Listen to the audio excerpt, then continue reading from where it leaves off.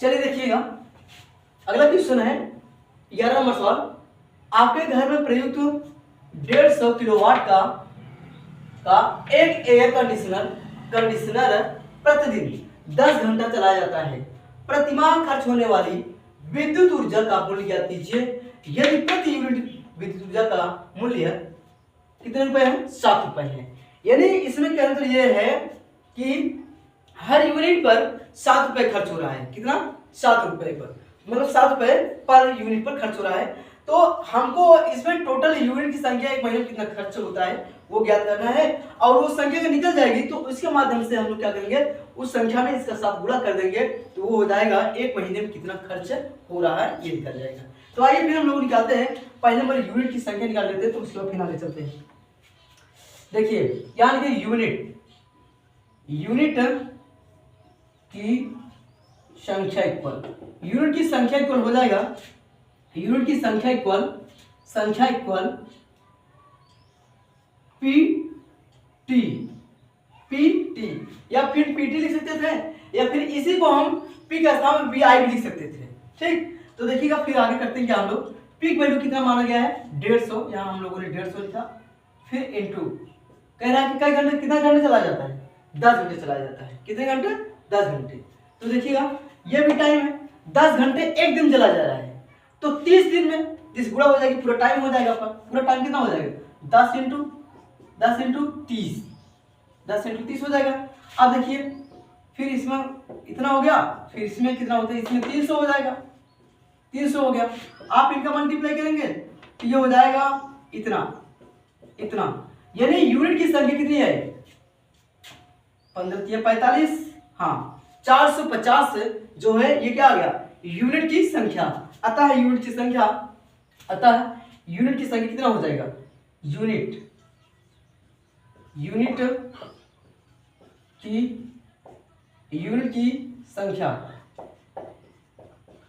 की संख्या बराबर हमारा इतना हो जाएगा 450, मतलब 450 यूनिट एक महीना में खर्च हो रहा है। जब मतलब ये सिर्फ इतना क्या कहते हैं, यूनिट संख्या खर्च हो रही है। अब पर यूनिट पर कितना खर्च हो रहा है? बैलेंस कितना आ रहा है? एक यूनिट पर 7 रुपए, तो जब एक यूनिट पर 7 रुपए तो 450 यूनिट पर कितना आएगा? यानी 450 यूनिट पर खर्च 450 गुणे, जब पर यूनिट पर कह रहा है कि यूनिट मतलब प्रति यूनिट पर, मतलब एक यूनिट पर 7 रुपए खर्च हो रहा है, तो 450 यूनिट पर खर्च इतना हो जाएगा, 7 गुणा कर दिया जाएगा इसमें। जब इसमें 7 गुणा कर देते हैं तो 5 से 35 5 आ गया, फिर उसको बचा के 3 7 28 3 31 हो गया। तो ये हमारा क्या हो जाएगा? इतने रुपए खर्च हो रहा है एक महीने में। इतने रुपए क्या हो रहा है? एक महीने में खर्च हो रहा है। तो आई होप आपको सवाल समझ में आ गया होगा। अब हम लोग फिर आगे चलते हैं।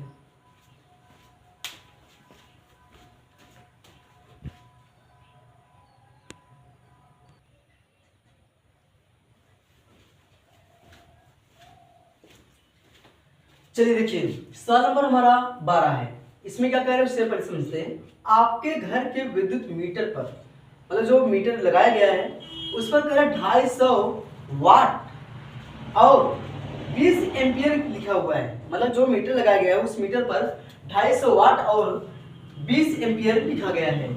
आप इस मीटर से अपने घर में अधिकतम कितना विद्युत भार यानी विद्युत ऊर्जा संचालित कर सकते हैं। यानी इस मीटर से अपने घर में अधिकतम कितना विद्युत भार या विद्युत ऊर्जा संचालित कर सकते, मतलब उपयोग कर सकते हैं। तो देखिएगा ये वाला जो वैल्यू दिया है, ये वाला, ठीक, ये हमारा जो है ये दिया है V बराबर, ठीक, V बराबर दिया है कितना?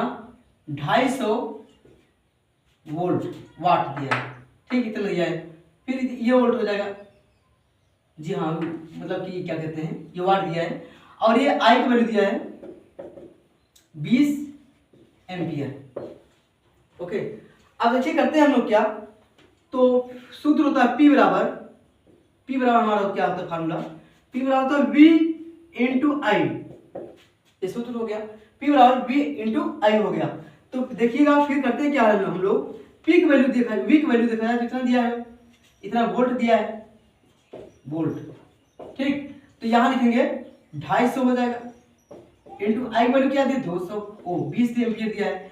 अब इनका मल्टीप्लाई आप लोग करेंगे तो P बराबर हमको सामर्थ्य का वैल्यू कितना आएगा 5000 कितना आ गया 5000 वाट में आया हुआ है, ठीक। किसमें आया है वाट में आया हुआ है। तो ये तो वोल्ट हो गया और ये किसमें आया वाट में आया हुआ है। जब वाट में दिया है तो हमको किलोवाट में बदलना है, किसमें किलोवाट में। जब किलोवाट में बदलेंगे तो इसमें 1000 से क्या करेंगे डिवाइड कर देंगे हम लोग ऐसा। जब डिवाइड इसमें करते हैं हम लोग ये इससे तो कितना बचेगा P बराबर 5 किलो वाट आ गया। क्या आ गया 5 किलो वाट आ गया। आई होप कि आपको सवाल समझ में आ गया होगा। ये हमारा क्या हो गया, ये हमारा आंसर आ गया। ओके, तो इस प्रकार से ये हमारा 12 नंबर सवाल यहाँ तक सोल्यूशन हो गया है। अब इसके बाद हम मिलेंगे नेक्स्ट वीडियो में। तो जय हिंद, जय भारत।